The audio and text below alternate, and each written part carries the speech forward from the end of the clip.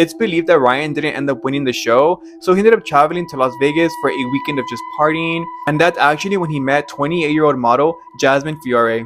Friends and family described Jasmine as kind, outgoing, and ambitious. She had worked as a swimsuit and promotional model and had appeared in magazines and at events across LA and Las Vegas. The relationship between Ryan and Jasmine moved really fast. According to reports, they got married just after a few days of knowing each other.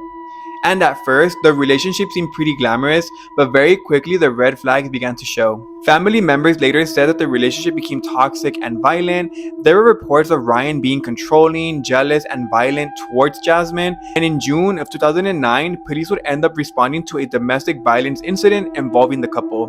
Ryan was accused of striking Jasmine during an argument and was later charged with misdemeanor domestic violence. But despite that incident, they still decided to stay together. But just 2 months later, in August of 2009, Jasmine would disappear. It was on August 15 of 2009 when a horrifying discovery was made in Buena Park, California. Inside of a suitcase left near a dumpster was the body of a young woman.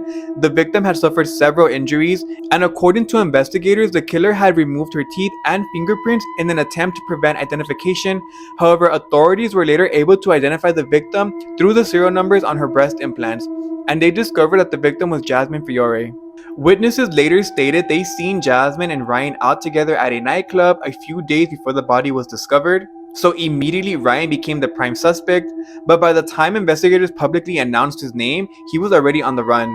So as the news spread, the story exploded across television and the internet. The suspect in a brutal murder wasn't just an ordinary man, he was a reality TV contestant currently appearing on the show Megan Wants a Millionaire, and VH1 suddenly found themselves at the center of a nightmare. On August 19th, 4 days after Jasmine's body was discovered, the network decided to stop all future broadcastings of Megan Wants a Millionaire episodes. And almost overnight, the show disappeared. Episodes were removed, promotional material disappeared, and the network distanced themselves from Ryan Jenkins as quickly as possible. Meanwhile, authorities launched a massive search. Police believed Ryan was trying to flee from California into Canada, and there were reports that he may have used boats and multiple vehicles while trying to escape.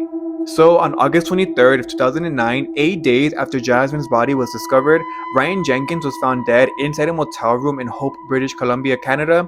Authorities said he had taken his own life. According to reports, he had checked into the motel under suspicious circumstances, allegedly being assisted by a female relative during his time on the run.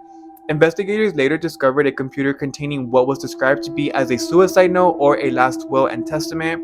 And with Ryan Jenkins being dead, many questions surrounding Jasmine's murder would never really fully be answered. There would be no trial, no cross-examination, no public